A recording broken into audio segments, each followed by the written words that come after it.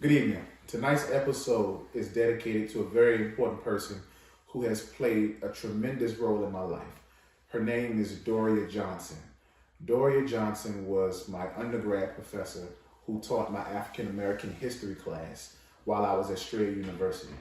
It is through Doria Johnson where I met tonight's guest, Mr. Keith Beauchamp. Doria Johnson spent a great deal of her life fighting and trying to let the world know about the wrongful lynching of her great-great-grandfather, Anthony Crawford, back in Abbeville. Tonight, this episode is for you, Doria. May you rest in peace and love and power. God bless.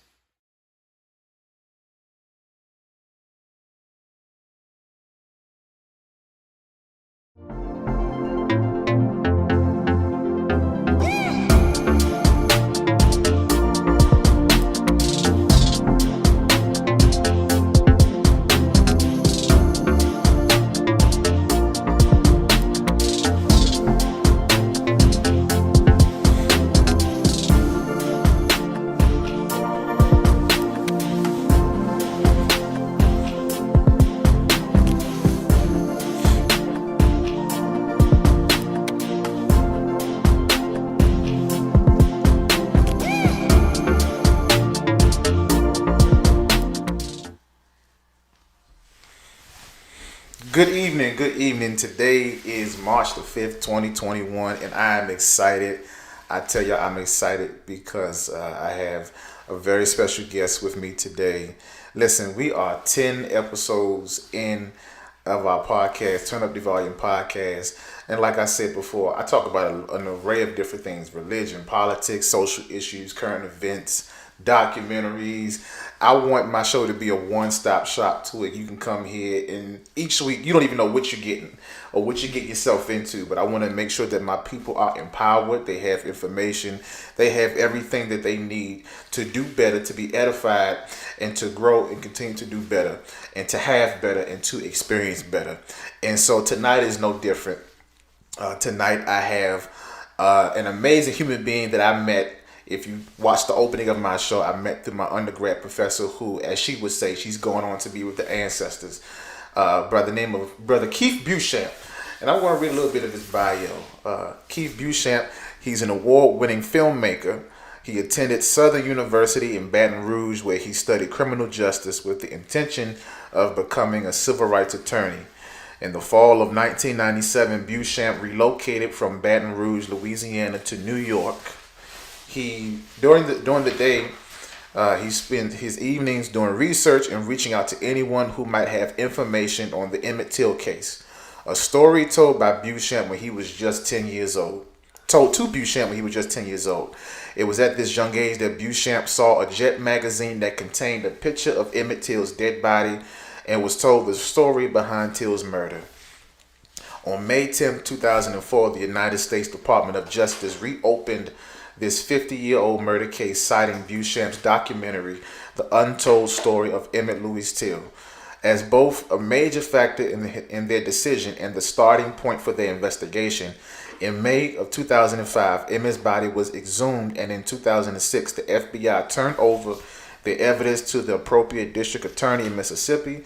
Sadly to say, in February 2007, a Mississippi grand jury made a decision to indict the remaining suspects in the case.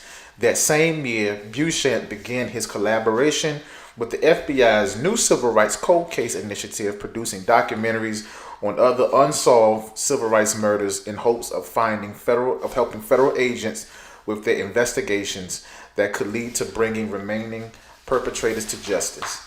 Beauchamp is the former executive producer and host of Investigation Discovery's award-winning crime reality series, The Injustice Files, and currently the producer of the upcoming feature film Till, which is being co-produced by Fred Zollo and Whoopi Goldberg and Barbara Broccoli. He is also a frequent lecturer at colleges and universities around the country. Ladies and gentlemen, I don't even want to waste too much time. I'm going to go ahead and bring him on here. I'm going to take him off mute. I want to introduce to others, none other than Mr. Keith Beauchamp. How you doing, Keith? How you doing, brother Deontay? You didn't have to read that whole bio, Look, but I want the people to know who I you are, man. look. I really appreciate you, man, and I really want to say what a great way to pay homage to our dear friend Doria Johnson. She would be very, very proud of you, man, and I just wanted to let you know that. Because we lost a great person who influenced both of us, and to not have her here now has been the hardest thing that I have to deal with throughout this journey. But I just wanted you to know, man, I'm proud of you, and I know she would be proud of you for having a show like this, so that the voiceless could speak.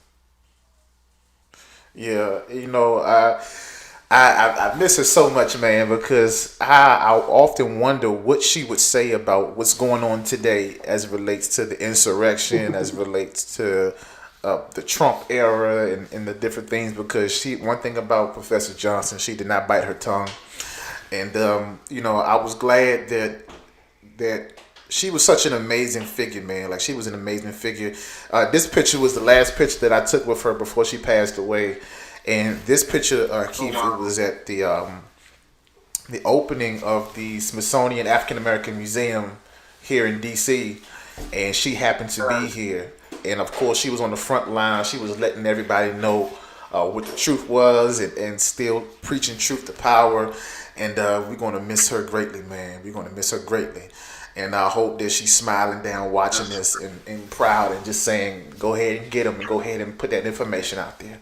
But nonetheless, Keith, you have, you just like Dory, you have spent a great deal of your time on this earth, trying to seek justice in many different ways. One of which is the case of Emmett Till. Some people may know about Emmett Till. Some people may not know about Emmett Till. But you have a story behind what got you involved in the case of Emmett Till. So tell us how you got involved in Emmett Till. What was your first exposure to Emmett Till? And go ahead and bring us up to speed about the facts about Emmett Till's murder. Absolutely. I want to apologize to the viewing audience right now because I know we had some technical difficulties earlier, but I'm hoping you're able to see me well. But it's not that you need to see me, it's about the words now we'll be expressing to you. So thank Oh, you you everyone good, for brother. tuning in. Well, Brother Deontay, my journey with Emmett Till started when I was just 10 years old. I was in my parents' study. I grew up in Baton Rouge, Louisiana. And while I was in the study, I was going through old vintage magazines that they kept for my sister and I. And I recall pulling out a Jet magazine and opening up the pages. And on one side of the page, there's this angelic face of this young little boy. And on this other side of the page, there's this horrific face of this monster. And I just didn't know what actually, I didn't know, realize, I didn't know, how should I say it? I did not know what I was looking at the time. And I can recall my parents walking by the study, and my mother glanced at me. She looked in, and she saw me with my mouth open. So she walked in, and she looked over my shoulder, and she saw what I was looking at. And I can recall her looking at my father. He walks in, he did the same thing, looked over my shoulder, and they looked at each other. And they said to me, or they said to themselves, I think it's time to tell them the story. And so they sat me down right then and there and began to tell me the story of Emmett Till. But throughout my life, the name kept resurfacing. When I got into high school, I was interracially dating. The first thing my parents would tell me before I left the house at night was, don't let what happened to Emmett Till happen to you. So it became an educational tool to teach me about the racism that Wow. still exists in this country today. But it wasn't until 2 weeks before my high school graduation where I had my real run in with racism when I was assaulted by an undercover police officer for dancing with a white classmate of mine. And that's what prompted me in wanting to fight injustice. And I felt that the only way that I could truly fight injustice is by becoming a part of the system, which is why I went to Southern University of Baton Rouge in hopes of becoming a civil rights attorney. And so that was my early introduction to the Till case and my wake-up call, and putting me, I guess, putting me on this path of my calling in life. And so when I'm 2 weeks, I said 2 weeks, in my junior year of college, my best friend actually moved to New York City. He began working with his sister who had a film production company. And I was invited to come down and hang out with them one summer. And I took out for a semester, came in the summer of '96, and was blown away by the work they were doing. And that's when I decided that I would take the story of Emmett Till after we had a company meeting one evening. And I was asked, was there a story that I would like to tell as a feature film? What would that be? And of course, the first thing that came to my mind was the story of Emmett Till. Let me tell. Wow. So take us into your research. Tell us about the events surrounding Emmett Till. Was he from Mississippi? Was he Okay. visiting? Well, the year was 1955. The day was August 28th, when he was murdered. But Emmett Till went down to the Mississippi Delta to visit his southern relatives from Chicago. Within a week's time, Emmett is abducted from his great uncle's home, tortured, and then murdered for one of the oldest taboos of the South, addressing a white woman in public. Two men were soon arrested, Roy Bryant and J.W. Malum, but later acquitted in a court of law by an all-white, all-male jury. 4 months after this dreadful crime, Roy Bryant and J.W. Malum would confess to the murder of Emmett Louis Till to a reporter by the name of William Bradford Huey, who would then publish their story in Look magazine. And of course, this sent shockwaves around the country. Many felt it would cause a change that we're still, unfortunately, fighting for. And so that's the story. My involvement in the story, I began investigating the case in early '96, and I discovered evidence that was not just 2 people involved with the kidnapping and murder of Emmett Till, but 14 people I was able to identify as being involved with the kidnapping and the murder. 5 of these people, unfortunately, was Black men who we believe was forced to participate in the crime. And so this is the evidence that I brought forward in 2004, as well as other things, and I'm sure we get to some of those things as we move forward with this interview. But this is the evidence that I brought forward to get the case reopened in 2004. And so this has been a journey for over half of my life, been fighting to get justice for Emmett Till, as well as trying to help other family members get justice, in their cases as well. And so it's amazing to be sitting here with you talking about this, and it is moving to know that. And I'm gonna have to say I'm flustered because I'm thinking about Doria as I'm speaking, and so it's really moving to be here and talking to you tonight because it's an emotional moment in time for me, thinking about Doria D. But this has been my life, Brother Donte, working on this case, hoping to get justice for the families, keeping a promise I gave the late Mrs. Mamie Till Mobley, who I call Mother Mobley, who was a good friend, confidant, my teacher, my mentor. And so this is something that I had to pursue. I feel that is my obligation, and I'm going to continue to do it until justice prevails. So Keith, walk us through a little bit. So he's visiting. You might got to turn your audio down on your side, Keith. By the way, and so he's visiting relatives in Mississippi.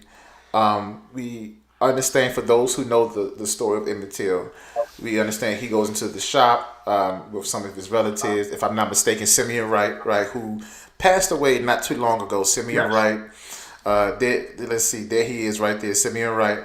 who you Yes, say is a sir. mentor of yours, right? And so Simeon Wright, and I Yes, can't go ahead. yes, brother Deontay. I mean, there's many people who have, been great mentors to me. And Mr. Simeon Wright, as you mentioned, was a huge blow. We lost Mr. Wright. And of course, following Mr. Wright's death, we lost our dear sister, Doria Johnson. Yeah, And so, yes, Mr. Wright was at the store with Emmett, as well as three other of the relatives and friends. And he actually, Emmett goes into the store, goes in to purchase bubble gum, and Simeon is then sent in behind him to make sure that he doesn't say anything out of line. We have to understand. Let me put it in context. Emmett was from Chicago once again. right. He did not truly understand Florida, and so this is why his southern cousin Simeon Wright was sent in after him to make sure he didn't say anything out of line to the woman Carolyn Bryant, who was the store owner's wife at the moment. I mean, at that time, And this is the who store, correct? This is the was store, correct? actually, I'm sorry, yes, that's the store, Okay. the Bryant store. And Emmett was purchasing the bomber gun from Carolyn Bryant. They have this encounter. Simeon goes in, they're walking out. Emmett turns around and tells her bye. And as he walks out of the doors of the store, Carolyn Bryant is coming from the petition, behind the petition, and she's walking out directly behind them as well. As she reached the porch of the store on the exterior side of the, I'm sorry, at the exterior, or Right. should I say, the exterior part of the store, Right. as soon as she walked out and she was on the porch of the store, Emmett turned around and wolf whistled at her. She then immediately goes to her car, grabs a gun, and of course, all the kids who was there got jumped in their car and they drove away. Mm. 3 days later, men come to the house as well as Carolyn Bryant. Although a lot of critics would say she wasn't there, she was there, and they abduct Emmett and take him away from the home, city in the Delta, Glendora, Mississippi, where he's tortured for a period of time. When men get together and they decide they're gonna murder him or kill him, so they load him back up in the truck. They drive to I'm sorry, that was Drew, Mississippi, not Glendora. They load him up into a truck. They take him from Drew, Mississippi to Glendora, Mississippi, where one of the men, white men who were present, goes and he retrieves a cotton gin fan from the gin, cotton gin, that is in Glendora. And he takes the gin fan and back to, of course, the lynching party where they shoot Emmett in the head and they tie, or should I say, tether this cotton gin fan with barbed wire around his neck. And I don't Emmett know is if this is the tossed cotton into gin the fan, but Tallahatchie this River. is I don't know if it's I don't know if this is the exact one, but this is what a cotton gin fan looks like, y'all. Like this is the extent Brother of what they Deontay, went that's through. the exact one, by the way. Okay, And it okay. See, weighed look, about 70, look. I try to yeah, do it my weighed homework, about man. 70 pounds. I see, I Yeah, see. We have a small delay, so if I sound strange, that's the reason why. it's cool. Go ahead, I Um, got you. but they tethered Emmett, tethered the cotton gin fan around Emmett's neck with barbed wire, and then they tossed him into Black Bayou, which ultimately takes Emmett's body to the Tallahatchie River, where his body is found 3 days later by a white fisherman. Now it's interesting to me too, Keith, because um, if I'm not mistaken, I think it was your documentary that I was watching, where it said they tried to hurry up and to have the funeral. They tried to hurry up and bury his Yeah. body. Um, but what happened to where that funeral was interrupted and his mother was able to take his body back to Chicago? Well, of course, when Emmett was murdered, The sheriff, H.C. Strider, which is known to be the racist sheriff you would see in the film, of Tallahatchie County, he actually, when the body was discovered and Moses Wright, Emmett's great uncle, went on the crime scene and he identified the body, he told Moses Wright that he needed to bury that body before the sun was down. And of course, I want your audience to understand the time. This is before the civil rights movement. We're talking about the Delta of Mississippi. The Delta of Mississippi and Mississippi alone was known to be the free state, which means that anything transpired in the state of Mississippi, no outside influences could come in to intervene. And so this is the atmosphere in which Emmett Till is murdered. And so when Moses Wright is told to bury this body, of course, he was hesitant, but he understood what it meant if he did not bury that body, what could possibly happen to him and his family. So he went on, and they had a somewhat of a funeral for Emmett, and they actually dug a hole and was getting ready to lower the body into the ground when another sheriff of LaFleur County, Greenwood, Mississippi, George Smith, came out and stopped us of the outside influences somehow cracking this cotton curtain or this brick wall, I would call it. And they were able to convince the state officials to allow the body to be shipped back to Chicago. But when they made that decision, it was still a difficult task to get the body not only back to Chicago, but to get Mother Mobley an opportunity to actually view the body, because they actually put the Mississippi State seal on the casket that was returned, which forbade anyone from opening up that casket. And so, of course, Mother Mobley, when she retrieved the body in Chicago, and the body was taken to A.A. Rayner Funeral Home, they were trying to convince her to not open the casket. And of course, she didn't want to hear that. She wanted to know if it was her baby in this coffin, in this casket that was returned. And there was no way of her actually knowing unless she opened this casket. And of course, it had the Mississippi State seal on it. And A.A. Rayner, he was upset because he wanted to help her, but he understood that if he opened the casket, he could possibly lose his license. But what ends up happening, he defies the odds and he makes a courageous decision himself by opening the casket so the mother of Emmett Till could see what's in this box or casket, whatever you want to call it. And of course, when they opened the casket, Mother Mobley was shocked about what she saw, and she was able to identify Emmett. And it was at this viewing of her son's, body, where she made the courageous decision to have an open casket funeral so the world could see what happened to her son. Right, very courageous. And let me just explain how important this moment is. This moment was so important because Mother Mobley was 33 years old. She was 33 years old at the time. And so she's making this courageous decision in 1955. There were many murders that took place during that time, many lynchings that took place during that time.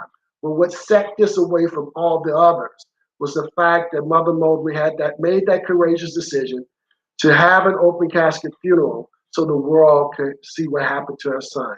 She had also allowed photographers from Jet Magazine and Chicago Defender to come in and take photographs of her son. And the reason why I'm mentioning this to you, we're talking about how pictures and how things go viral today. She was doing, she was using what we would later discover to be social media, I guess, in a way, some form of social media back in 1955. And that's what's woke that was something. The photograph is what woke the sleeping giant of Black people across the globe. Yeah, it was very courageous of her to make that decision. Keith, we got a little echo in your background a little bit.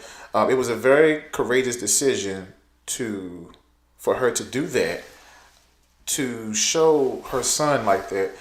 And it's amazing because one of the things I think about is partly as to why they probably didn't want her to show his body is because it was very telling of the wickedness of America, and that if white supremacy and racism can do this to a child, nobody else is off limits.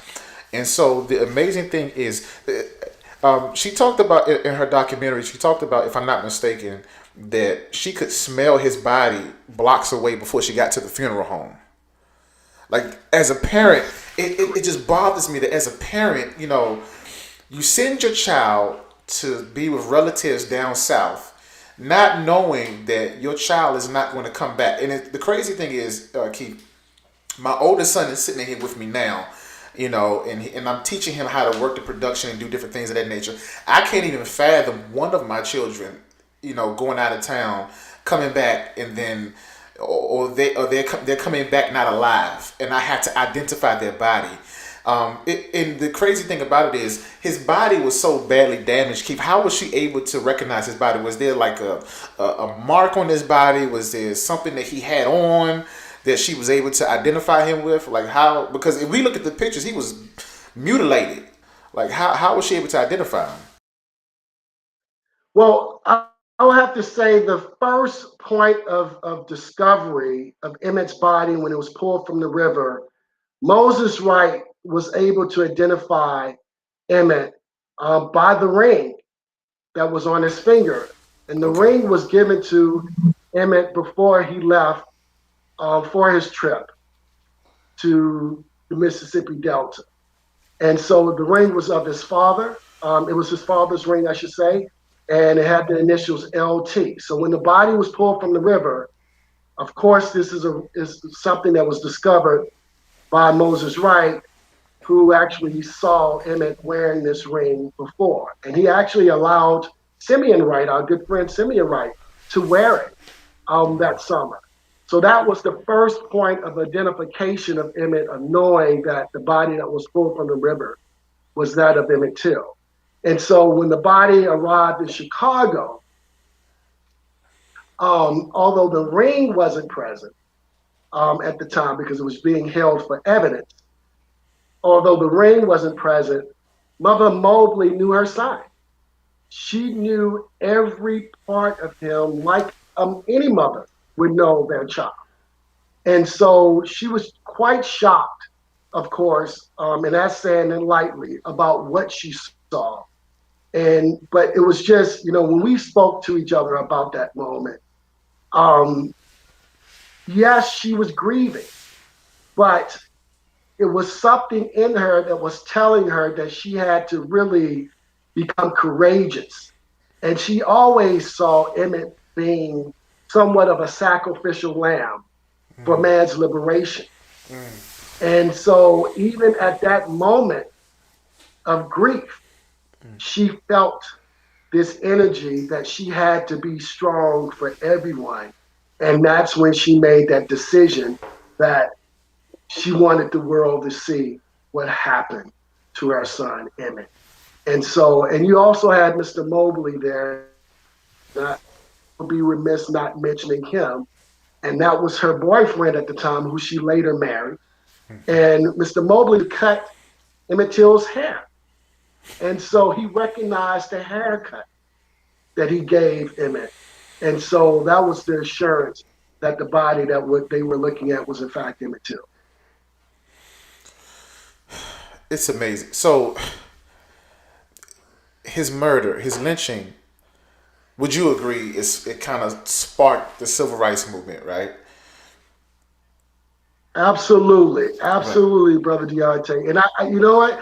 I want to say this, and I thank you for the segue because I always say to myself, I need to be more clear about putting Emmett's story in its proper context and history. That's why You know, we I here, was brother. young when we first met. You know, I was young at that time. And so, you know, there's a lot of things that come with wisdom and age. And there were things that Mother Mobley was telling me at the time in my early 20s that I didn't realize I was actually, I didn't understand it at that time. You know, what young kid would understand that? Because I was a kid practically. But anyway, Yeah. when I say Emmett's story needs to be put in its proper context, I want to lay it out for you. In 1954, Brown versus Board of Education takes place when the NAACP wins the landmark decision. It was the biggest landmark decision ever won by the NAACP. Their next big thing was anti-lynching legislation. All right? Right. So out of the Brown versus Board of Education, you had the rise or the formation of the Citizens Council of the South, in particular Mississippi. The Citizens Council was against integration. They were against African Americans utilizing their right to vote. They were against to race mixing. They were against to all these social ills that we've been faced with over, years and years of suffering in this country, I should say. And so what ends up happening, they give this Black Monday speech on the day that Brown versus Board of Education, the Brown versus Board of Education win is announced. And they also vow to bring a reign of terror throughout the state of Mississippi, and in particular the Delta. All right. So what ends up happening on May 10th, I think it's May 7th. I may get these dates wrong, so my audience, please excuse me. On May 7th, 1955, you have the first of what they call the Trinity Killings of 1955. Okay. You have the murder of Reverend George W. Lee out of Belzoni, Mississippi. He's an NAACP official. He also is a member of the Regional Negro Leadership Council. He is shot on his way home from a speaking engagement one evening by members of the White Citizens Council for trying to register Black voters. Now, get this.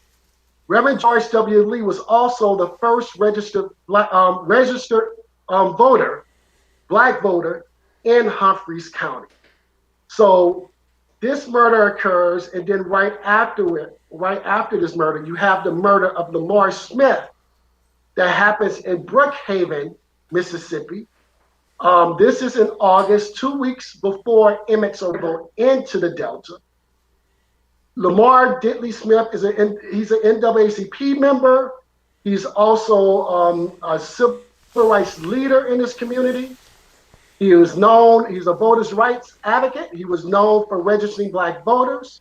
And on this day, he was assassinated on the courthouse lawn in broad daylight in front of about 100 people. No one was ever brought to justice for both of these murders. And so this is the atmosphere Emmett Till walks into. So when his murder occurs, Emmett instantly becomes the poster child to the anti-lynching movement. And everyone galvanized behind the effort. Many civil rights organizations, not just the NAACP. You had outrage from around the world coming in about the death of Emmett Till. And this is why it's so important to understand why we hear people when they talk about the Emmett Till case, why we hear them talk about Emmett being the catalyst.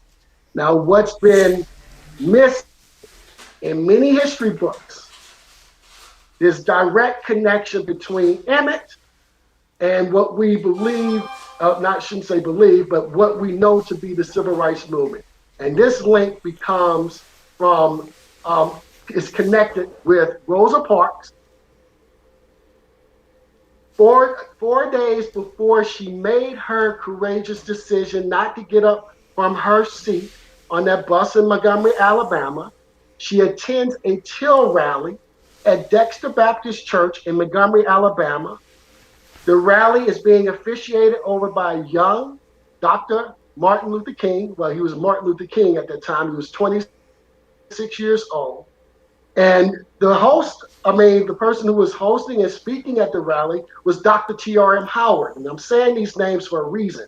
You have to read on Dr. T.R.M. Howard. You'll be very surprised about a lot of these sheroes and heroes that we don't know about. And so it was at this Till rally where Rosa Parks had in her head that she must do something courageous. And she did that 4 days later on that bus in Montgomery, Alabama. That's your direct link to the mobilization of the civil rights movement and why we call Emmett the sacrificial lamb of the movement, the catalyst of the civil rights movement. So here's my question. Listen to what you just said. If anybody who would look at this story, they would say Emmett Till, he was what, 14 when he had his life taken away from him. He had a full life ahead of him. He didn't even get a chance to really get into high school and to go off to get married, had children, do different things. Do you think that his death was, in vain? Like, do you think that? No, I don't think his death was in vain. He couldn't die in vain, and that's what Mother Mobley spent her whole life for 47 years to make sure that people understand Emmett's story and its importance to man's liberation. And Brother Donte, that's what I was missing. That was the message that she was trying to get me to understand. Right. She often said to me, before we got off the phone at night or when we depart from each other after seeing each other, just before I would leave, she would stop me and she would say, Keith, you must continuously tell Emmett's story until man's consciousness is risen. Only then there will be justice for Emmett Till. For so long, this, if you want to call it, or the statement would pop up in my mind, but I just never knew what she was trying to tell me until later on as I grew older and I grew into knowing the story even more. We now know, and it's not something to debate, but we now know if not for the murder of Emmett Till, the civil rights movement would not appear to be, what we know it to be. And I'll say that because I still have hope that the civil rights movement would have come along, but would it have had the momentum that it had? Right. I don't know. Right. And so I'm only speaking from the facts. What we do know that the murder of this 14-year-old child woke the sleeping giant of Black people from around the world. And people from around the world began to galvanize and to mobilize behind this movement.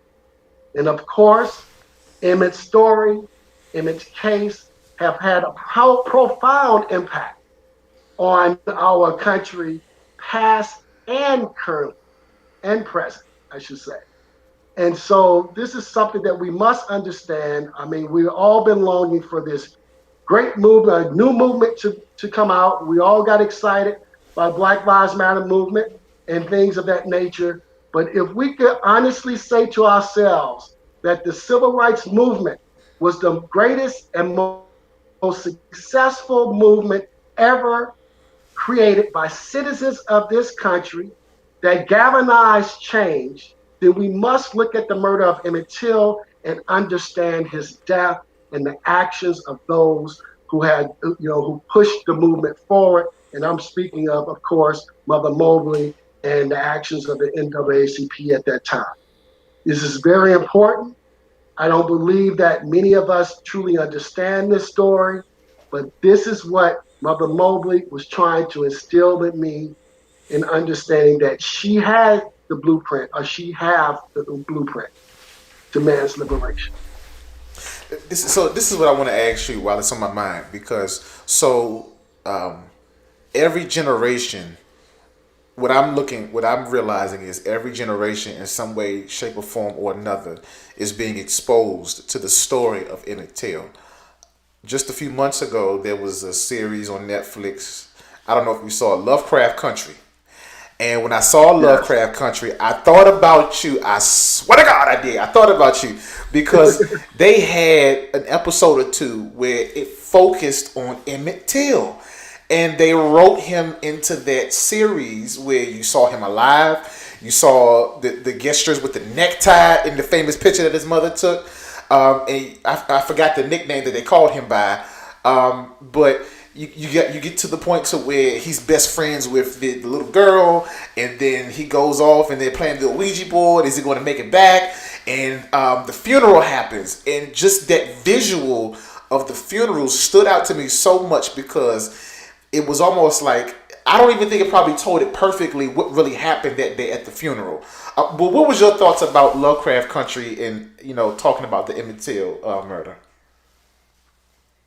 Well, Brother Deontay, I get excited, to be honest with you, when I see Emmett Till a part of popular culture, per Okay. se. This is a story that people have spoke about behind closed doors, and unfortunately, it's been very difficult to get this story out to the masses. This has been part of my journey as a filmmaker, trying to get the story of Emmett Till out to the masses so they can understand his case. But this is also a story that was taboo, and many probably consider it still taboo because it deals with the sex and race issue, a problem that we have even today talking about in the open forum. But I get excited once again when I see these things because I know that I've been able to do my job and keep my promise by getting the story out there. And I'm not taking all the credit. There's many of us who are out here trying to bring or to keep Emmett's name and his story in America's consciousness. And so to see these things, I get extremely excited. But I do want you to understand, and your listeners to understand as well, those who are watching, it is important to, once again, to really establish Emmett's story in its proper context in American history. Emmett is the Anne Frank of Black America.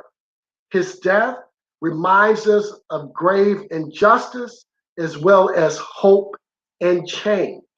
And this is what we have to continue to teach our youth and to teach the people around us so we can have a better understanding about his murder and the backdrop from 1955, which is similar, or I would even say a mirror image to what we just experienced in the last couple of years.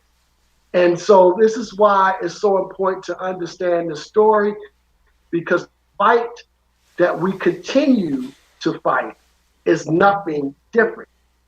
The social ills of today may have cosmetically changed, but they remain the same issues that we were fighting in 1955. So for someone like myself, who have been a student of history because of the work that I do, and this is on my mind every day, to now finally understand that history can repeat itself in my lifetime, it's a troubling, thing to think about, and we all should be on guard and ready to fight and continue to get fight.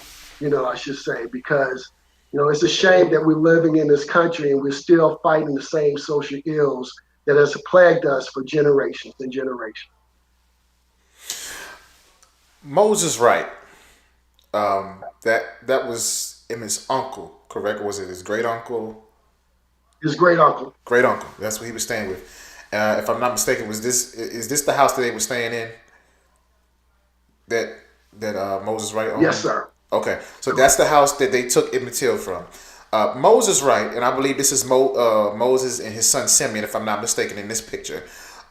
Moses. You're correct on that as well. Moses, see, I told you, see, I'm one of your students, man. I do my homework, boy. Moses, he he was very pivotal in the case because back then it was almost like a no brainer to not testify against a white person who you know for a fact committed a crime. This particular picture here, why is that picture so important? The picture is so important because Moses Wright defied all the odds that day. He did something that no Black Mississippian ever did, which was to go into the court of law and point out those tormentors, those murderers who actually killed and Emmett Till, his great nephew, and he did that because he knew himself he had to make a stand to cause change in his own way. And it was a courageous decision because many people have tried to do this, but they never lived. He did it and he lived. And it was a very important part of the trial in 1955, although justice still befell us. You know, it's so interesting. So, okay, J.W. Milam and Roy Bryant, those are the two gentlemen who took Emmett Till, took his body, and and beat him, and did different things and took his life. What happened to Roy Bryant and J.W. Milam after that case? Well, after the case, Roy Bryant and J.W. Milam and his family, his wife, Carolyn Bryant, as well as Juanita Milam, they were labeled as outcasts. Nobody wanted to be around them. In fact, the black community got together and they began to protest at all the stores that the family owned throughout the Delta. So they were forced to actually shut down. And it's interesting that I'm talking to you about this because these are very important things and tactics that we should still be using today, regardless of people thinking these are old tactics or not.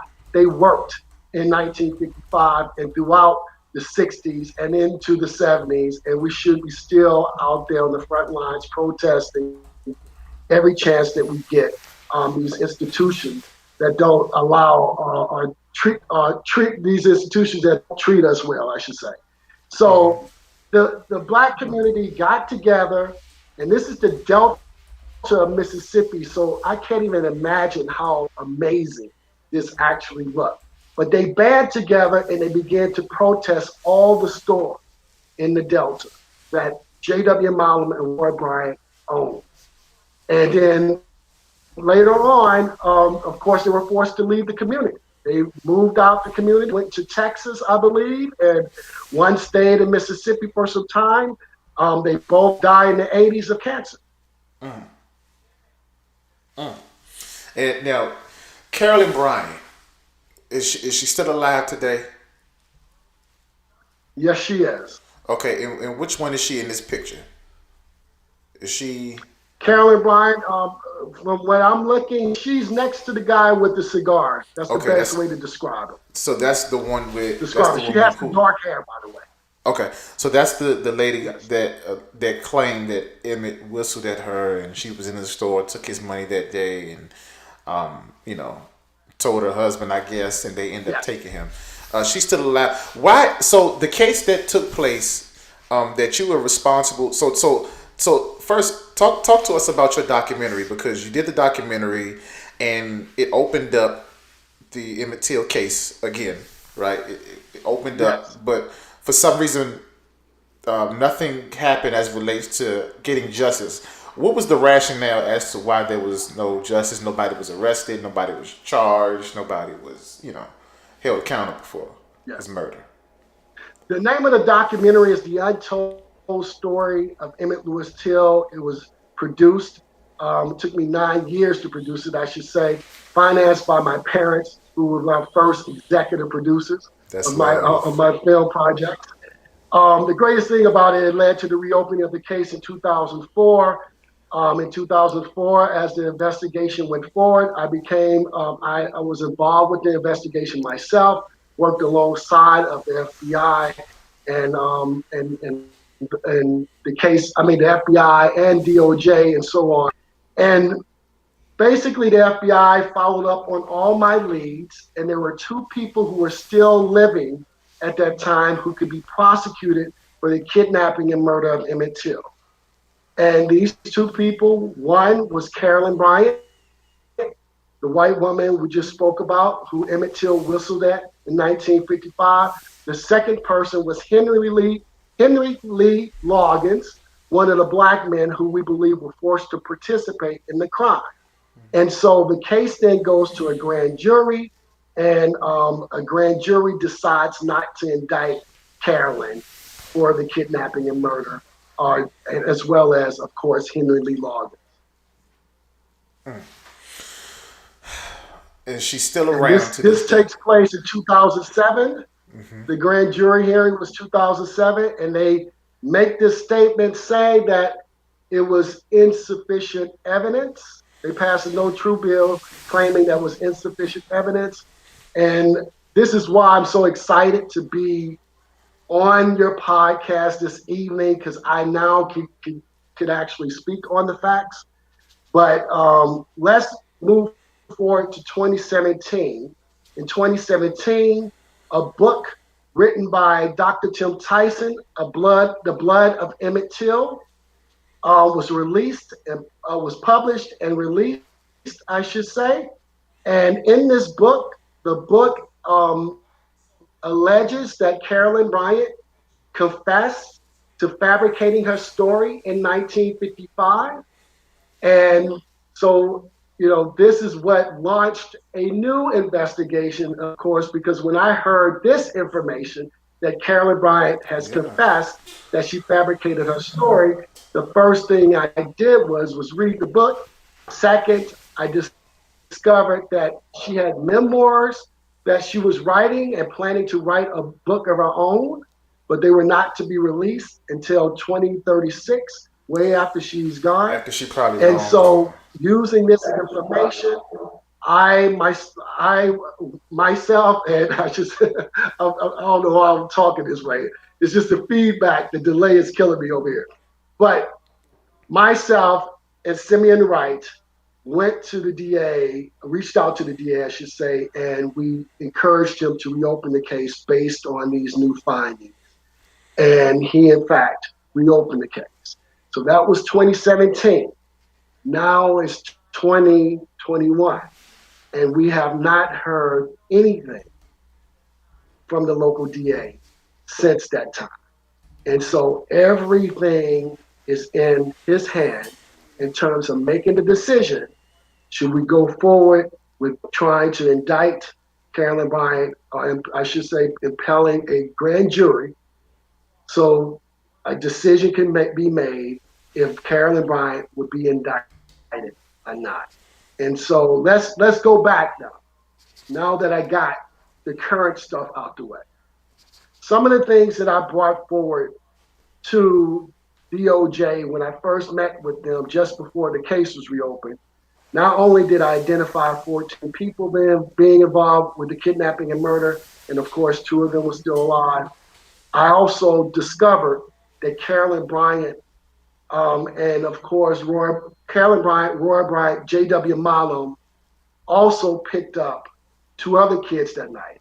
They assaulted one kid in the store that was just visiting, had just come back from Chicago. He was in the store and he was, with his mother bragging about how he had a good time in Chicago. What happens? Roy Bryant overhears this. He runs over to see this kid. He roughs him up in the store, assault the kid in front of his mother. And Carolyn runs out and says, "That's not the right boy, leave him alone." This is on the day Emmett Till was abducted. Let me just point that out to you again. So that evening, just before they went after Emmett, there was another kid walking alongside of the highway. And Roy is in the cab of the truck, J.W. Malum and Carolyn, they're all in the cab of the truck. They had a black field hand on the back of the truck by the name of Johnny B. Washington. And they pull alongside of this kid and they yell at Johnny B to grab him because, of course, In their mind, it's Emmett Till.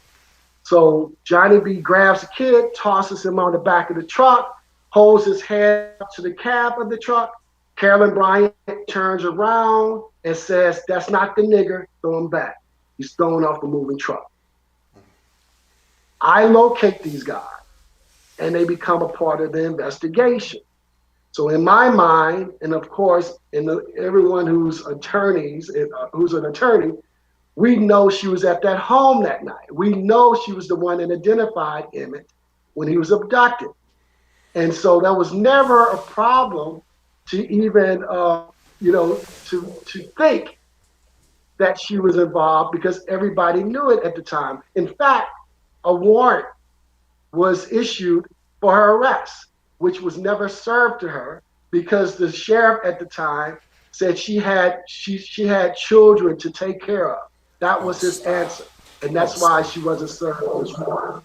And so this is the stuff that I brought forward to the DOJ next to I was, given the murder weapon, the location of the murder weapon, which we were able to retrieve, which is one of the other reasons why we exhumed Emmett Till's body in 2005. His body was exhumed to give his,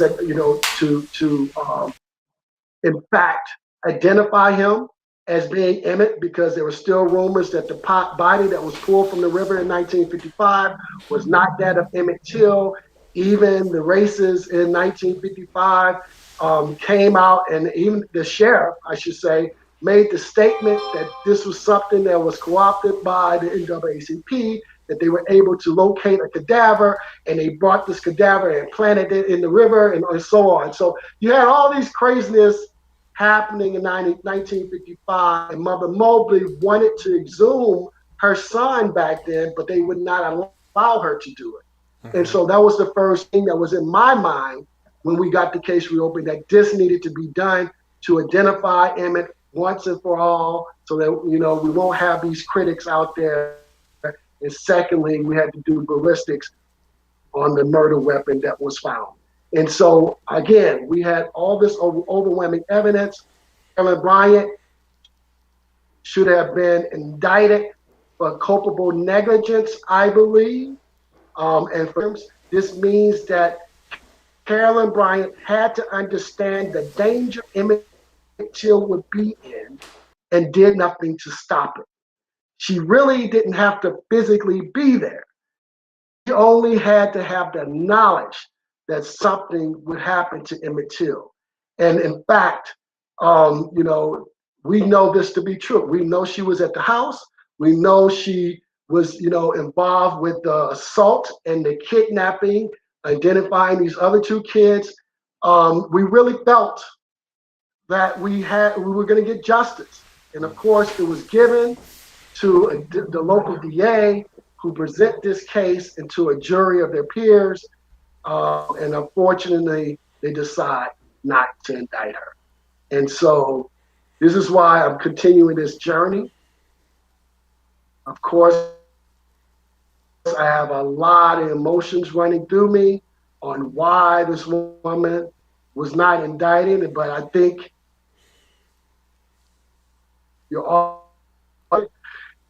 it's just unfortunate because we have all this overwhelming evidence against her, and now we're waiting with the case now.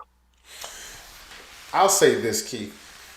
If they can get Bill Cosby at this stage of his life, they can get Carolyn Bryant. Only in America can you have, as Paul Mooney was saying. What? Huh? Oh, no. Only as in America, as Paul Mooney would say, white folks have the complexion for the protection for the collection. Only in America can you be a white person and commit such a heinous crime, or be a part of a heinous crime, and then be given a rain check in terms of when you'll be held accountable. We see that in Emmett Till's case. We see it with the insurrection. We see it in the murder of MLK, Malcolm X, all this kind of stuff. But One last question before I let you go. Do you see any hope in the future of somebody being held accountable in your lifetime?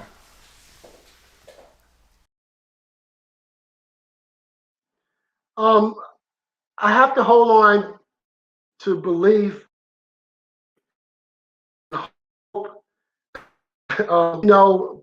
light of the tragedies that we have seen in the past year, Emmett's name always metaphorically comes back to fruition. So he's on everyone's mind. And right now we have a petition that's circulating on social media. We're asking everyone to please sign this petition, which we hope will encourage or urge, strongly urge to do their job and make sure justice prevails in this case. But in the words of Brother Amiri Baraka,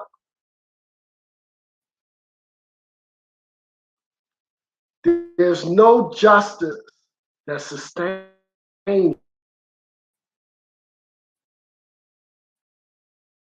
justice for Emmett that remains to be seen. But we need to make sure that we get the truth out there to the masses so that people would understand what actually transpired in the summer of 1955. That means more to me, than anything, that the story is told right. You yourself met some of the witnesses that I interviewed and who confided in me to tell their stories. And so I'm just their mouthpiece. I just want to do what I set out to do and what I promised them that I would do is get the truth out to the masses. That's what Mother Mobley wanted. That's what Mr. Simeon Wright wanted, as well as the other witnesses that justice will prevail in some way.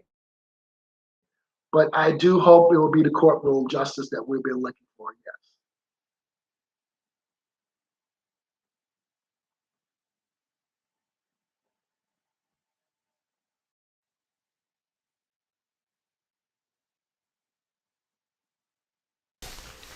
Oh, you have a movie out called coming out where you said Whoopi Goldberg was one of the producers, if I'm not mistaken. Um, I believe it's called Till. I read it in your bio. When could we expect that film to be released?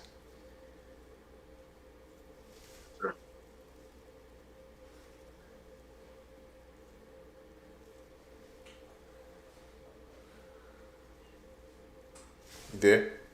Alfred Zolo produced Missing, the producer of the Bond, James Bond Mm-hmm. franchise, as well as known for 17 years of my life. They have worked alongside of me to get the film to this point where we're at right now. And we'll be making some announcements soon. But the film will be produced this summer, upcoming summer, and released the following year. I don't know the exact date as of yet, but it's being directed by Chinoya Chiku, who who directed and produced and wrote, I should say, and wrote the movie Clemency. And so I am truly excited to get to this point because this is going to be my second attempt to get the facts out there to the masses if the courtroom fails us this time. Well, I tell you this: whenever you complete that project, you always got a spot right here on Turn Up the Volume to come back to have an interview. And do me a favor, put this bug in Whoopi's ear, okay? Tell her when she do that film, I want to be able to talk to her too, and get her on here too as well. Any and everybody that has any kind of pull to get the facts out there to help bring justice to Emmett Till and his family, let's try to make it happen the best way we know how.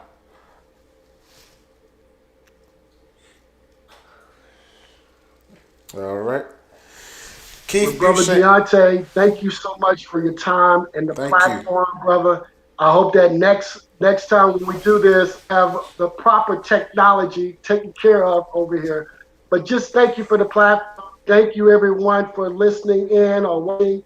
I would love to come back anytime and have this talk with you, man. And hopefully the next time I'm on here, it'll be something great that we Yeah. can discuss. Like Carolyn Bryant is now in jail. Yeah. Carolyn Bryant's there in jail. Keith Beauchamp, everybody. Keith Beauchamp. Thank you so much for coming on here, taking time out of your schedule to be here and to talk with me. Listen, I know the internet connection. Keith was having a little bit of issues on his end with the network connection or what have you, but this episode is going to be up on my YouTube page. It's going to be up on my YouTube page. I'm gonna pull it up right here where y'all can follow me at Donte Carroll right there. Donte Carroll. Also, you want to make sure you follow me on Facebook at Donte J Carroll Senior. Also, follow me on Instagram at Donte Carroll, all one word. Also, I'm also on Twitter. Follow me at Donte J Carroll, no apostrophe. We want to thank Keith Beauchamp. Keith, hang in there for a second. I'm gonna close the show out and chat with you briefly before I get off of here. We thank Keith Beauchamp for coming to talk to us tonight about the story of Emmett Till. Y'all go look at his documentary, The Untold Story of Emmett Till. Listen, do what we can to bring justice. I know that happened in 1955 and it's 2021, but at the same time, it's never too late for justice. It's never too late. Emmett Till was 14 years old and that shouldn't have happened, and justice going unserved for this long should not be. But hey, but this is America. But nevertheless, as a community, as a people, we can come together and we can fight for justice. And it's a fight. We have a lot of work that we have to do. But not only are we going to pray, faith without works is dead, folks. And so we have to do what we have to do on our end to make sure that we're going to help Keith and help the family of Emmett Till out to seek justice. So thank you, Keith. I'm Donte Carroll. I'm your host. And so please, until next time, do me a favor and keep that volume turned up. Peace.